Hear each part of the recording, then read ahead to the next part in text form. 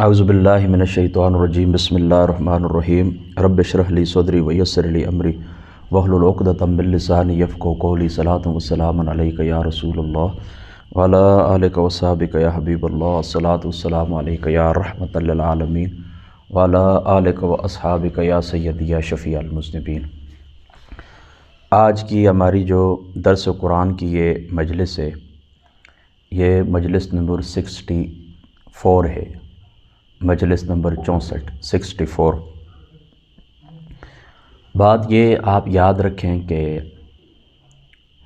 ہماری جو گفتگو جاری تھی اسی کے اوپر ہم گفتگو کریں گے وعدے کے مطابق۔ حضرت عیسیٰ علیہ الصلوۃ والسلام کے نزول کے متعلق جو باتیں رہتی تھیں اس کے متعلق آج ہم نے بات کرنی ہے۔ بہرحال 2-3 باتیں آپ ذہن کے اندر رکھ لیں۔ چونکہ دن کے وقت کچھ میری گفتگو ہوئی تھی، میں نے ایک ٹویٹ کی تھی اور اس طریقے سے کچھ سوشل میڈیا کے اوپر ہماری جو پوسٹ ہیں اس کے اوپر کچھ لوگوں نے سوال کیے تھے، میں آپ کو ان کا مختصر جواب عرض کر دیتا ہوں۔ یاد رکھیں کہ ہم اس بات کے قائل ہیں کہ یہ کائنات خود بخود نہیں چل رہی، بلکہ اس کو اللہ تعالیٰ کی ذات اقدس، ایک قادر، قدیر، علم، قدرت والی ہستی، حی القیوم اللہ تعالیٰ کی ذات اقدس اس کائنات کو چلا رہی ہے۔ یعنی اللہ تعالیٰ کی ذات اقدس ہے اور یہ اس کی صفات ہیں، اور وہ اللہ تعالیٰ کی ذات اقدس نے اس کائنات کو چلایا ہے۔ اس کائنات کو ایک مقصد کے تحت اللہ تعالیٰ کی ذات اقدس نے بنایا۔ میں ہوں، آپ ہیں، تمام انسان ہیں، سارے باقی جو مخلوقات ہیں اللہ تعالیٰ کے لیے۔ اللہ تعالیٰ نے ان کو پیدا کیا ہے اور اللہ تعالیٰ کی ذات اقدس نے ان کو ایک خاص مقصد کے لیے پیدا فرمایا ہے۔ اب اس طرح ہے کہ اس کائنات کے اندر یہ جو عالم ہے آپ کو نظر آتا ہے، آفاق یعنی بیرونی دنیا، اور تمہاری اپنی ازواج، سنریہم آیاتنا فی الآفاق وفی انفسہم، بیرونی دنیا کے اندر بھی آپ نگاہ دوڑائیں، اپنے جسم کے اوپر آپ غور کریں، آپ اپنے جسم کو مطالعے کے لیے منتخب کر لیں۔ بیرونی دنیا میں سے کچھ چیز بھی ہیں، کوئی پھل فروٹ ہے، کوئی سبزیاں ہیں، اسی طریقے سے درخت ہیں، مچھلیاں ہیں، اللہ تعالیٰ کی دیگر مخلوقات ہیں، سب کو آپ ان کا مطالعہ کریں۔ جس وقت آپ گہرائی کے اندر جائیں گے، تو یہ بات آپ کے اوپر یہ بات ظاہر ہوگی کہ اس ساری کائنات کے اندر ایک نظم پایا جاتا ہے۔ آپ کی ایک تحقیق کا تعلق دوسری کا پہلی سے، اسی طریقے سے باقاعدہ یہ ایک ربط ہے۔ تو اتنے حسین جو انتظام ہیں اور اتنی بہترین جو ترتیب ہے، تو یہ ترتیب اور یہ حسن انتظام خود اللہ تعالیٰ کی جو ذات مقدس ہے اس کے ہونے کی گواہی ہے۔ میں نے جو بات کی تھی وہ یہ کی تھی، اب آپ اس بات کو ذہن کے اندر رکھیں، یعنی اب یہ ابتدائی بات آپ نے سمجھ لی ہے نا، اب یہ بات آپ ذہن کے اندر رکھیں کہ اس کائنات کے اندر آپ کو روزانہ 2 چیزوں سے واسطہ پڑتا ہے۔ نمبر 1 مادہ، مٹیریل، اور نمبر 2 تمہارا اپنا نفس۔ مادہ، مٹیریل اور تمہارا اپنا نفس، اس کے ساتھ تمہیں روزانہ واسطہ پڑتا ہے، اور یہی 2 چیزیں آپ ان کے اوپر غور کر لیں۔ اس کے علاوہ کائنات کے اندر تیسری کوئی چیز اس سے آپ کا واسطہ نہیں پڑتا، یا مادہ ہے یا پھر تمہارا نفس ہے۔ اب جو مادہ ہے، اس مادے کے متعلق ہم لوگ اچھی طرح جانتے ہیں کہ اس مادے کے اندر عقل نہیں ہے۔ عقل سے اور علم سے یہ مادہ جو ہے وہ کیا ہے؟ خالی ہے۔ اس میں تو کوئی شک شبہ نہیں۔ زمین کو دیکھ لیں، آسمان کو دیکھ لیں، ان کے اندر کیا ہے؟ آپ درختوں کو دیکھ لیں، اسی طریقے سے باقی مٹیریل کو آپ دیکھ لیں، کسی بھی چیز کے اوپر آپ نگاہ آپ کی جائے گی تو یہ عقل سے اور علم سے اور ارادے سے یہ چیز خالی ہے۔ لہذا جب یہ علم سے، ارادے سے اور عقل سے یہ چیز خالی ہے تو یہ تو زیر بحث ہی نہیں ہے، ان کی تو اب بات ہی ختم ہو گئی۔ اب لے دے کے اتنا ہو سکتا ہے کہ اگر کسی چیز کے بارے میں، یعنی مادے کو تو اب وہ زیر بحث ہی نہیں ہے نا، اب کسی چیز کے متعلق اگر بحث کی جا سکتی ہے تو وہ کس چیز کے متعلق بحث کی جا سکتی ہے؟ وہ بحث کی جا سکتی ہے انسان کے متعلق، تمہارے اپنے نفس کے متعلق، کہ یہ ہو سکتا ہے کائنات کو بنانے والوں، یہ ہو سکتا ہے کائنات کا نظم چلانے والوں، یہ ہو سکتا ہے کہ کائنات کا خالق ہو۔ تو جس وقت آپ اپنے نفوس کے اوپر غور کرتے ہیں، اپنے نفس کے اوپر غور کرتے ہیں، تو آپ کا جو علم ہے، آپ کی جو عقل ہے، آپ کا جو ارادہ ہے، ظاہری سی بات ہے کہ عقل پہلے ہے، پھر عقل ہی جو ہے تو وہ ادراک کرتی ہے اور انسان کو علم حاصل ہوتا ہے۔ جس وقت آپ تعقل کے ذریعے اور آپ تدبر کے ذریعے، تفکر کے ذریعے، تذکر کے ذریعے، جس وقت آپ اپنے معاملات پاک کر لیتے ہیں، آپ اپنی عقل کو پاک کر لیتے ہیں، سوچنے سمجھنے کی صلاحیت کو ستھرا کر لیتے ہیں، یاد کرنے کی جو صلاحیت ہے، تذکر ہے، اس کو ستھرا کر لیتے ہیں، تو خالص علم وجود کے اندر آتا ہے۔ تو آپ اس چیز کے اوپر غور کریں کہ آپ کے پاس جو علم ہے، آپ کے پاس جو عقل ہے، آپ کے پاس جو ارادہ ہے، اس کے اندر کمزوری ہے، اور اس ارادے کے اندر، اس علم کے اندر کمزوری، اس عقل کے اندر کمزوری ہی اس بات کی دلیل ہے کہ آپ مخلوق ہیں۔ یعنی پوری زندگی کے اندر کبھی بھی کسی شخص نے یہ دعویٰ نہیں کیا، کبھی بھی کسی شخص نے پوری زندگی کے اندر یہ دعویٰ نہیں کیا کہ میں خود اپنا خالق ہوں۔ میں نے آپ کو بتا دیا نا کہ آپ کا جو علم ہے، آپ کا جو ارادہ ہے، وہ کیا ہے؟ کمزور ہے۔ کتنی چیزیں ہیں ہم کرنا چاہتے ہیں نہیں کر سکتے، کتنی اشیاء ہیں جن کے بارے میں ہم سوچنا چاہتے ہیں سوچ نہیں سکتے۔ یعنی یہ بھی ایک بہت بڑا علم ہے نا کہ آپ کو یہ بات، اپنی حدود آپ کو معلوم ہو جائیں، آپ کو اپنی حدود معلوم ہو جائیں کہ میں کیا چیز سیکھ سکتا ہوں اور کیا چیز میں نہیں سیکھ سکتا ہوں۔ اب اللہ تعالیٰ کی جو ذات مقدس ہے، اس کے متعلق ہم کچھ بھی نہیں کہہ سکتے، کیونکہ اللہ تعالیٰ کی مثل اس کائنات کے اندر نہ کسی دوسری کائنات کے اندر جتنے بھی عالمین ہیں کہیں پر بھی موجود نہیں۔ یعنی باقی جو اشیاء ہیں ان کو تمثیلی صورت کے اندر اگر ہم نے نہیں بھی دیکھا ہوتا تو سمجھ لیتے ہیں تمثیلی صورت کے اندر، لیکن اللہ تعالیٰ کی جو ذات پاک ہے اس کو تو تمثیلی صورت کے اندر بھی ہم نہیں سمجھ سکتے۔ تو یہ بہت بڑا علم ہے کہ آپ کس بات کے اوپر بحث کر سکتے ہیں، کیا چیز، کس چیز کا آپ علم حاصل کر سکتے ہیں اور کس چیز کا آپ علم حاصل نہیں کر سکتے۔ پہلے یہ دو باتیں طے کر لیں کہ یہ میری حدود ہے، اس سے آگے میں نہیں جا سکتا۔ یہ بھی بہت بڑا علم ہے کہ انسان کو اپنی حدود کا علم اور انسان کو یہ بات معلوم ہو کہ یہ چیز میں نہیں سیکھ سکتا، اس چیز تک میری رسائی نہیں ہے۔ اب آپ اس بات کو سمجھ گئے نا؟ تو کئی چیزیں آپ کرنا چاہتے ہیں نہیں کر سکتے، کئی چیزیں آپ کی علم کے اندر ہیں کہ یہ مضر صحت ہے لیکن آپ کر لیتے ہیں۔ مثال کے طور پر نشے کو دیکھ لیں، کیا شراب پینے والوں کو یہ نہیں پتہ؟ تمام شراب پینے والوں سے آپ یہ بات معلوم کر لیں کہ یہ شراب کوئی فائدے والی چیز ہے، وہ کہیں گے نہیں، بالکل فائدے والی چیز نہیں ہے، یہ مضر صحت ہے، یہ نقصان دینے والی۔ یورپین ممالک کے اندر جو لوگ مضر صحت کھانے وہ چیزیں جو اللہ نے حرام کی، ان سے پوچھ لیں ان کے تمہارے جسم کے اوپر کیا اثرات ہیں۔ اس طریقے سے ہزاروں لوگ ایسے ہیں علم کے باوجود وہ اس چیز کے اندر مبتلا ہوتے ہیں، گناہ کرتے ہیں، کہتے ہیں کہ ہم نے یہ کام کیا ہے، ہمیں یہ کام نہیں کرنا چاہیے تھا۔ زیادہ دور نہ جائیں، جو لوگ سگریٹ استعمال کرتے ہیں، کیا ان لوگوں کو یہ معلوم نہیں ہے کہ اس کا نقصان ہے، لیکن اس کے باوجود بھی وہ کرتے ہیں؟ تو پتہ ہے نا تمہارے ارادے کے اندر کمزوری ہے کہ ایک چیز کو 100% جاننے کے باوجود بھی آپ اس کو نہیں چھوڑتے۔ تو آپ کے ارادے کے اندر کیا ہے؟ کمزوری ہے۔ تو یہی کمزوری اس بات کی دلیل ہے کہ یہ جو چیز آپ کے پاس ہے، یعنی آپ کا علم، یہ آپ کا جو ارادہ ہے، یہ آپ کا اپنا نہیں ہے۔ آپ کا ارادہ جو یہ ذاتی نہیں ہے، آپ کا جو علم ہے یہ ذاتی نہیں ہے، بلکہ عطا کرتا ہے، گاڈ گفٹڈ ہے، دیا ہوا ہے، عطا کیا ہوا ہے۔ ورنہ آپ کا اگر ذاتی ہوتا تو پھر اس کے اندر اس قسم کی کمزوری نہ ہوتی، ورنہ آپ جو پھر اپنے لیے جو فیصلہ کرتے تو وہ علم ہوتا آپ کو، آپ 100% اس بات تک پہنچ جاتے اور 100% وہ اپنے لیے آپ درست چیز کا انتخاب کرتے۔ لیکن آپ کی یہ علم کی کمزوری ہے نا، آپ کی یہ عقل کی کمزوری ہے نا کہ آپ اپنے لیے بھی 100% خالص چیز کا انتخاب نہیں کر سکتے۔ آپ کو نہیں معلوم ہوتا کہ یہ چیز میرے لیے نقصان دہ یا میرے لیے فائدہ مند ہے، اور کئی دفعہ فائدہ نقصان معلوم ہوتا ہے لیکن آپ اس کو کر لیتے ہیں۔ نہ کرنے والے کام آپ کر لیتے ہیں، اور جو کرنے والے کام ہوتے ہیں وہ آپ نہیں کرتے، آپ کو علم نہیں ہوتا۔ تو یہ بات کا مقصد ہے، آپ سمجھ گئے نا؟ تو مادے کو دیکھیں تو اس کے اندر تو عقل اور علم بھی نہیں ہے، اور نفوس کے اندر جو علم ہے، یعنی انسان جو ہے اس کو جو علم، جو ارادہ ملا ہے، تو وہ بھی اس کا اپنا نہیں ہے بلکہ عطائی ہے۔ تو ثابت ہوا جن چیزوں سے آپ کا واسطہ پڑتا ہے، نفس سے آپ کا واسطہ پڑتا ہے یا مادے سے، یہ دونوں چیزیں کیا ہوئے؟ مخلوق ہوئے۔ تو جب دونوں مخلوق ہوئے تو یہ خالق کا تقاضا کرتے ہیں، اور وہ خالق اللہ تعالیٰ کی ذات ہے۔ اب اس بات کو آپ سمجھ گئے، بس یہ میری وہ جو گفتگو تھی، اگر آپ کو پھر بھی سمجھ نہیں آئی انشاءاللہ تعالیٰ میں مزید وضاحت کر دوں گا۔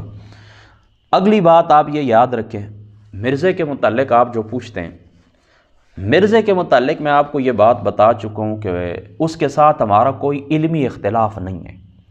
مرزا انجینئر کوئی علمی آدمی نہیں ہے، اس کی جو بات ہوتی ہے نری بکواس ہوتی ہے، خالص بکواس ہوتی ہے۔ بے ادبی کی ابتدا اسی طرح ہوتی ہے کہ بندہ ایک عام انسان جو ہوتا ہے نا، عام آدمی مسلمان ہوتا ہے، فاسق فاجر ہوتا ہے، آپ اس کی توہین کرنا شروع کر دیتے ہیں۔ یعنی ایک تو ہوتی ہے نا فسق، اس کی گناہ کی وجہ سے اس ناراضگی ہونا، ایک ویسے ہی اس کا مذاق اڑانا، ویسے ہی یعنی کسی گناہ کی وجہ سے آپ اس سے چپ ہو گئے، تعلقات ختم کر لیے یا نفرت کرتے، یہ تو اللہ تعالیٰ اور اس کے رسول کو حکم ہے، اور یہ ہماری فطرت کا تقاضا بھی ہے، اور اللہ رسول کا حکم بھی ہے، تو یہ تو ایک الگ بات ہے۔ لیکن آپ اس طرح کرتے ہیں نا، اس کی توہین کرتے ہیں، مذاق اڑاتے ہیں، پھر بندہ آگے کی طرف بڑھتا ہے۔ ایک عام صالح آدمی ہوتا ہے، پھر اس کی توہین کی طرف بندہ بڑھتا ہے، پھر نیک لوگوں کی توہین کی طرف بڑھتا ہے، پھر انبیاء اولیاء کی طرف انسان چلا جاتا ہے، اور آخر کار بس یہاں تک بات پہنچ گئی تو اب اس کے جانبی ہونے کے اندر باقی کیا شک رہ جاتا ہے۔ تو عالم جو ہوتا ہے اس کے ساتھ کچھ علمی اختلاف ہوتا ہے، وہ کون سا عالم ہے؟ آج بھی میں آپ کو چیلنج کے ساتھ کہتا ہوں، کوئی شخص بھی اس کے سامنے بیٹھ جائے، اس کو کہیں کہ 2 بخاری شریف کی سطریں زبانی پڑھ کے دے دے، یعنی اعراب نہ لگا ہوا ہو نا، اعراب بغیر اعراب کے صحیح اس کو پڑھ لے، 2 سطریں بخاری شریف کی، 2 روایات اچھے انداز کے اندر وہ پڑھ دے، غلطی نہ کرے، اعرابی غلطی نہ کرے۔ پڑھ سکتا ہے؟ نہیں پڑھ سکتا۔ محدثین کی جو شروعات ہیں فارسی کے اندر ہیں، جو عربی کے اندر ہیں، 2 سطریں ان کی پڑھ دے۔ وہ کہتے ہیں نا کہ میں فارمولہ لکھتا ہوں، کوئی اللہ کا ولی اس کو پڑھ دے، میں اس کو کہتا ہوں تو سیدھی سیدھی بخاری شریف کی 2 سطریں پڑھ کے دکھا دے۔ اس کو چھوڑیں، اعلیٰ حضرت رضی اللہ تعالیٰ عنہ آپ کے فتاوی رضویہ شریف سے، حضرت پیر مہر علی شاہ صاحب رضی اللہ تعالیٰ عنہ آپ کی تصانیف شمس الہدایہ یا باقی جو آپ کی تصانیف ہیں سیف چشتیائی، ان کی اردو کی عبارات مجھے ٹھیک پڑھ کے وہ دے دے، تو پھر ہم کہیں گے کہ عالم عام ہمارا اس کے ساتھ کوئی علمی اختلاف ہے۔ اب آپ سمجھ گئے نا، تو کوئی ہمارا اس کے ساتھ علمی اختلاف نہیں ہے۔ عالم جو ہوتا ہے وہ اس کا ایک انداز ہوتا ہے۔ حضرت غوث پاک رضی اللہ تعالیٰ عنہ، دیکھیں یہ جو ہستیاں ہیں حضرت غوث پاک کی، حضرت داتا علی اجویری رضی اللہ تعالیٰ عنہ، تواتر کے ساتھ، یعنی کوئی اور دلیل نہ بھی ہو، تواتر کے ساتھ ہمیں یہ بات پہنچتی آ رہی ہے نسل بعد نسل کہ یہ لوگ اچھے لوگ تھے، یہ لوگ اللہ تعالیٰ کے نیک بندے تھے، یہ لوگ پیر فقیر تھے، اچھے لوگ تھے۔ اب ان کی طرف کچھ باتیں منسوب ہیں نا کتابوں کے اندر، تو دیکھیں اس کے متعلق میں آپ کو پہلے بتا چکا ہوں کہ وہ جو زمانہ تھا کتابیں لکھنے کا، املا کرواتے تھے خود حضور غوث پاک رضی اللہ تعالیٰ عنہ۔ آپ کی سیرت کے اندر قلائد الجواہر کو اٹھا کے دیکھیں، 400 لوگ دوات پکڑ کے بیٹھے ہوتے تھے، 400 کلمے، محدثین کلمے ان کے پاس ہوتی تھیں اور وہ لوگ لکھتے تھے ایک وقت کے اندر۔ تو اب وہ 400 لوگ جو اپنے علاقوں کے اندر جاتے ہیں مختلف، کبھی اس طرح ہوتا ہے کہ سننے میں کوئی لفظ اس طرح دائیں بائیں ہو جاتا ہے، ان کو سمجھ نہیں آئی، کہیں اس طرح ان کی وہ تحریر کسی دوسرے آدمی کے ہاتھ کے اندر چلی جاتی ہے، تو وہ اس طرح اس وقت تو زبانی املا ہی ہوتی تھی نا۔ اب اس طرح پرنٹنگ مشین کا زمانہ تو نہیں تھا کہ اب چھپ کے سارے حقوق سارے محفوظ ہو گئے، اس طرح تو نہیں ہوتا تھا، تو وہ بندہ تبدیلی کر سکتا تھا، تبدیلی ممکن ہے، اور علماء صلحاء کی بعض کتب کے ساتھ اس طرح ہوا بھی ہے۔ یہی حضرت غوث پاک کی کتاب رضی اللہ تعالیٰ عنہ آپ کی غنیۃ الطالبین کے متعلق صحیح تحقیق یہی ہے کہ یہ کتاب آپ ہی کی ہے، لیکن اس کے اندر کچھ الحاقات، کچھ ایڈنگ، کچھ جمع تفریق ہوئی ہے۔ صحیح نظری اہل سنت حضرت شاہ ولی اللہ صاحب رحمۃ اللہ تعالیٰ علیہ آپ کی بکس کے ساتھ ایسا ہوا ہے۔ کئی لوگ اس طرح کہ انہوں نے باقاعدہ جو کتابیں ہیں نا، کتابیں باقاعدہ کتابیں، وہ خود اپنے مطبع بھی خود ہی انہوں نے نام لکھ لیے اور خود منسوب کر دیے فلاں فلاں کی طرف، ٹھیک ہے۔ تو یہ اللہ تعالیٰ کے نیک بندے ہیں۔ دیکھیں ان کی کسی بات کے اوپر بھی ہم اہل سنت کے عقیدے کی بنیاد نہیں ہے، عقیدہ ہمارا وہی ہے جو قرآن و سنت سے ہے۔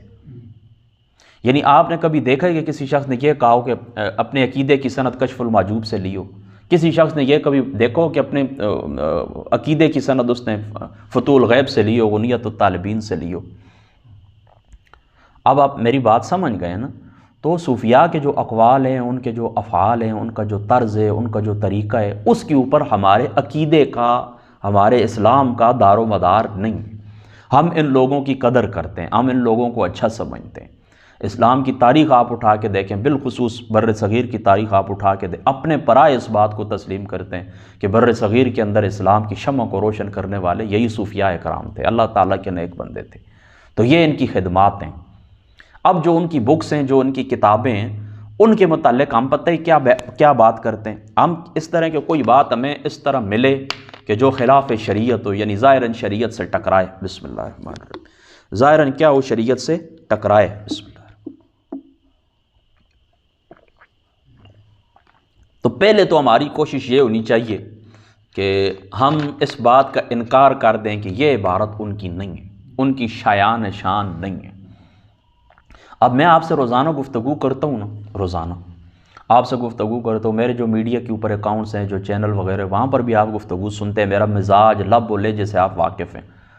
اب کچھ عجیب قسم کی پوسٹیں، نازیبہ قسم کی پوسٹیں، نازیبہ قسم کی گفتگو آپ کو سننے کو ملتی ہے، تو آپ کیا کہیں گے؟ آپ کہیں گے جس شخص کو ہم جانتے ہیں، جس حافظ فرید کو ہم جانتے ہیں، اس کا مزاج تو اس طرح نہیں ہے۔ یا جس طرح بھی میری آپ گفتگو سنتے ہیں، کوئی کتاب میرے نام کی آپ کے پاس آئے جہاں پر کچھ اور انداز ہو میرا، تو آپ پہچان لیں گے کہ نہیں، یہ کتاب اس کی نہیں ہے، کسی شخص نے اس کے نام کے اوپر لکھ دی ہے، یا پھر اس طرح دباؤ کے تحت اس سے لکھوائی گئی ہے، یا پھر کچھ نہ کچھ تو آپ تعویل کریں گے نا اس کی نا۔ تو ہم بھی یہی کہتے ہیں کہ ان لوگوں کے متعلق جو ہم سنتے آ رہے ہیں، پڑھتے آ رہے ہیں، تو ہم پہلے اس طرح کرتے ہیں کہ ان کی وہ جو عبارت ہوتی ہے، ہم کہتے ہیں یہ ان کے مزاج کے مطابق نہیں، اور یہ ان کی طرف غلط منسوب کی گئی ہے۔ اگر صحیح سند کے ساتھ یہ بات ثابت ہو جائے کہ یہ ان کی طرف منسوب کی گئی ہے اور یہ بات ٹھیک ہے، انہوں نے ہی کہی ہے، تو ہم اس کی ایک اچھی تعویل کرتے ہیں، اچھے معنی کے اوپر اس کو محمول کرتے ہیں۔ ایک لفظ کا ڈیڑھ 200 معانی نکلتے ہیں، ایک مصدر سے کتنے۔ تو ہم اس طرح کرتے ہیں کہ ان کو اچھائی کے اوپر معمول کرتے ہیں، ان کے مقام کے پیش نظر، ان کی نیک نامی کے پیش نظر، ان کو اللہ تعالیٰ کا اچھا اور نیک بندہ سمجھ کے۔ اور اگر ہم سے یہ بھی نہ ہو سکے نا، تو ہم اس طرح کرتے ہیں، چلو اپنی زبان روک لیتے ہیں، چلو یار کچھ پتہ نہیں ہے، بات بھی ان کی طرف منسوب ہے، یہ بات بھی اسی طرح کہ ان کی طرف منسوب ہے، تعویل بھی نہیں ہو سکتی، اللہ کے حوالے کرتے ہیں۔ اب اللہ تعالیٰ قیامت والے دن جو فیصلہ کرے، کیونکہ ان کے جو مراتب ہوتے ہیں وہ الگ ہوتے ہیں، صوفیاء کرام کی جو کیفیات ہوتی ہیں وہ آپ لوگ اچھی طرح جانتے ہیں۔ تو یہ ہمارا نظریہ ان صوفیاء کے متعلق اور ان صوفیاء کی عبارات کے متعلق۔ اب پھر بھی کوئی شخص اگر یہ کہے نا کہ نہیں یہ بات ان کی ہے، میں اختلاف کرتا ہوں، تو اس کا ایک اچھا انداز ہوتا ہے کہ آپ کہیں ہاں جی یہ بات جو ہے قرآن و سنت سے ٹکراتی ہے، لہٰذا میں اس بات کو تسلیم نہیں کرتا، بس اتنی سی بات ہے۔ اب بندہ کہے ان کی کیا طاقت ہے، وہ کیا کر سکتے ہیں، ان کا کیا ہے، وہ تو اپنا فلاں نہیں کر سکتے، یہ نہیں کر سکتے، وہ نہیں کر سکتے، یہ باتیں غلط ہیں، اور یہ باتیں ایمان کو تباہ کرنے والی ہیں۔ تو اس بندے کا جو انداز ہے وہ یہ ہے کہ اولیاء اللہ کے بارے میں یہ اس قسم کی لینگویج استعمال کرتا ہے کہ فلاں تو چیز ہی کچھ نہیں، اور فلاں یہ نہیں ہے، اور فلاں یہ نہیں ہے۔ اگر علم کے ساتھ اختلاف کرتا تو یہ چیز ہے جی ہمیں اس کے ساتھ اختلاف ہے، بس بات ختم ہو گئی۔ ماضی قریب کے اندر یہ گزرا ایک شخص، میں نام اس کا نہیں لیتا کیونکہ اللہ کے گھر کے اندر اور اللہ تعالیٰ کے گھر کے اندر ناپاک چیزوں کا نام نہیں لینا چاہیے، تو وہ بھی اسی طرح کرتا تھا، توحید کی آڑ کے اندر نا وہ اللہ تعالیٰ کے ولیوں کی توہین کیا کرتا تھا۔ کبھی کہتا ہے یہ ہمارے بابا جی صاحب دریا شریف رضی اللہ تعالیٰ عنہ ان کے مقابلے کے اندر آیا، پھر تقریر کے لیے کبھی کہتا فلاں کا آپریشن، پھر کہنے لگا میں گولڈے والے کا آپریشن کرنے لگا ہوں، حضور سیدنا پیر میر علی شاہ صاحب رضی اللہ تعالیٰ عنہ آپ کے متعلق ان کا میں آپریشن کرنے لگا ہوں۔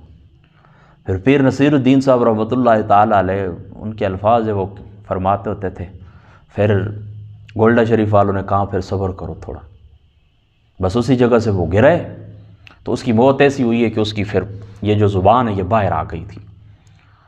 اور مفتی حنیف قریشی صاحب ہمارے استاد ہیں، آپ نے ہمیں بتایا تھا کہ ڈاکٹری رپورٹیں تھیں، ہم نے خود پڑھی تھیں، انگلش کے اندر تھیں، کہ انہوں نے اس وقت لکھا تھا کہ اس کا چہرہ وغیرہ نہیں کھولنا ورنہ وہاں پر وبائی امراض پھوٹ جائیں گی۔ تو یہ ہوتا ہے اللہ تعالیٰ کے جو نیک بندے ہوتے ہیں ان کی بے ادبی کا انجام۔ اب آپ سمجھ گئے نا؟ تو اگر مرزے نے اسی طرح اللہ تعالیٰ کے ولیوں کی اور محبوبان جو بارگاہ رب العزت ہیں ان کی اسی طرح اس نے وہ توہین کرتا رہا، تو اس کا نتیجہ پھر کیا ہوگا؟ اس کا نتیجہ یاد رکھیں یہی ہوگا کہ اس کا خاتمہ اسی طرح ہوگا، اس کی شکل بگڑ جائے گی اور مرتے ہوئے اس کی زبان لٹک پڑے گی۔ بس یہ دو باتیں آپ یاد رکھیں، پھر انشاءاللہ تعالیٰ اس طرح درس قرآن کی جو بات انشاءاللہ یہ اگلی نشست میں کرتے ہیں۔ اللہ تعالیٰ عمل کی توفیق عطا فرمائے۔ وآخر الدعوانا ان الحمد للہ رب العالمین۔